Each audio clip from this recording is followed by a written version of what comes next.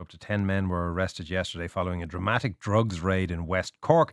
The raid once again draws attention to the increasing use of rural coastal areas in Ireland by international drugs gangs. Liz Dunphy from the Irish Examiner has been reporting on this, and she joins me now. Good morning, Liz.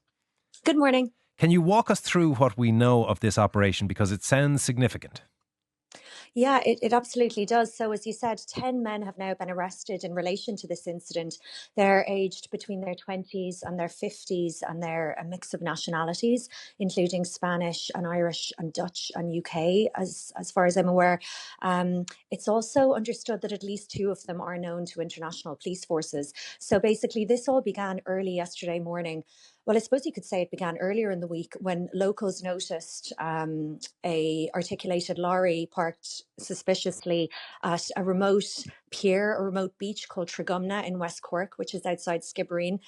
Locals also said that they noticed a camper van parked down by that pier early in the morning, in the days even preceding this major operation yesterday. And then Gardaí kind of swooped on this articulated lorry, which was parked down by this remote pier early yesterday morning. And then there was a second major Garda operation in the village of Lepp, which is nearby in West Cork, a few minutes later, in which a camper van was surrounded by Gardaí, really, and forced to stop. And a number of men were taken from this camper van and were handcuffed and laid out on the ground while Gardaí searched the interior of the camper van. And locals I spoke to who witnessed the incident, this was at about 7:30 a.m. yesterday morning, so a time when a lot of people would have been passing the area on their way to work. Locals I spoke to who witnessed it described the scenes as like something out of Love Hate, seeing all these men lined up on the road, handcuffed, face down, and Gardaí, a good number of Gardaí searching this camper van. So those two vehicles have now been seized, the articulated lorry and the camper van, and they're being forensically examined by Gardaí. There's also believed to be a rib, an inflatable, well, a rigid inflatable kind of speedboat essentially, which was seen in the area as well, which I believe Gardaí are also searching for. So it's believed that this was a drug trafficking operation. The men who have been arrested have been held under organised crime or anti-gangland legislation. Gardaí believe that no drugs have been found as of yet, as far as I'm aware, and Gardaí believe that the operation, this suspected drug smuggling operation, may have been aborted. But it may be worth noting. I spoke to a former Navy commander, Eugene Ryan, who was also a founding member of the anti-drug smuggling organisation MAWAC before. And this is not in relation to this current unfolding investigation now, but he just said in general, international organised crime gangs do basically torpedo parcels of drugs, in the size of bathtubs, large consignments of drugs, kind of off the coast underwater, so that they can't be seen essentially from the coastline, or from above water. And they will basically have these kind of consignments attached to the hull of ships. So underneath the water on the ships, these consignments will be attached to the hull by a magnetic force. And when they arrive at their destination, the magnetic force will be released, and these kind of torpedo-like canisters will be dropped to the bottom of the water, and then they can be tracked, and they can be on timers, and they can be released to the surface when people are going out to find them. He was also interestingly saying that Ireland lacks the sonar capacity to be able to kind of scan under the water and see what's going on under the water. So this kind of dropping of drug consignments underwater can be a way of evading the authorities.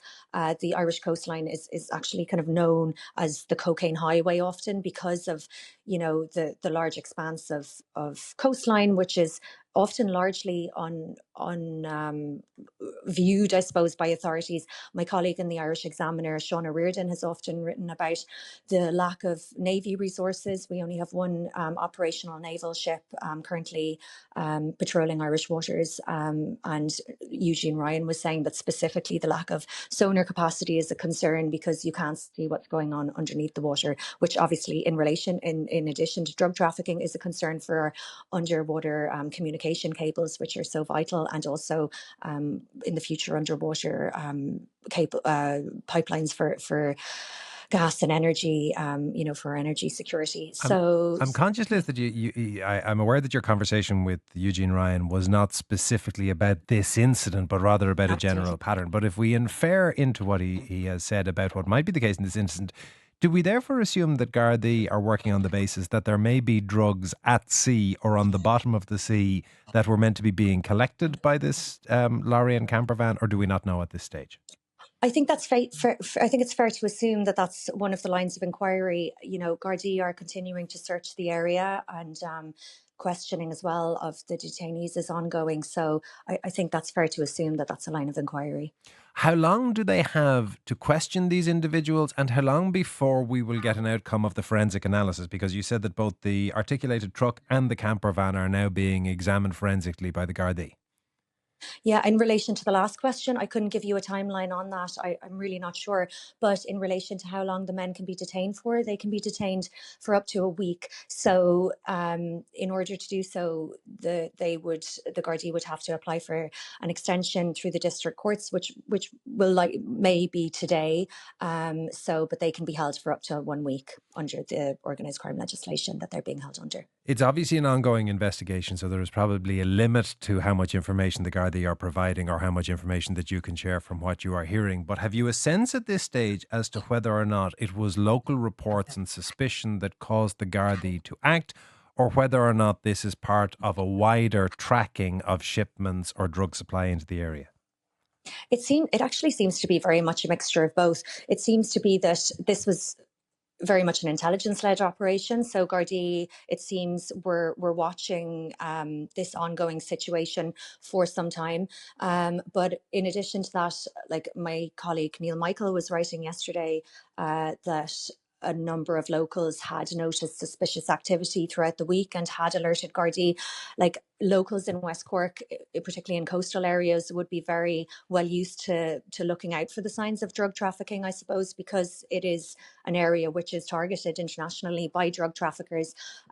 Even in some areas of West Cork, you'll see signs alerting people to contact Gardaí if they see anything suspicious in areas that are known to be targeted by drug traffickers. So it seems to be a mixture that Gardaí were watching this situation, and then also they got tip-offs from locals. Liz, thank you very much for that report. That is Liz Dunphy, journalist with the Irish Examiner, reporting on that apparent drug interdiction, at least arrests happening this morning in and around West Cork.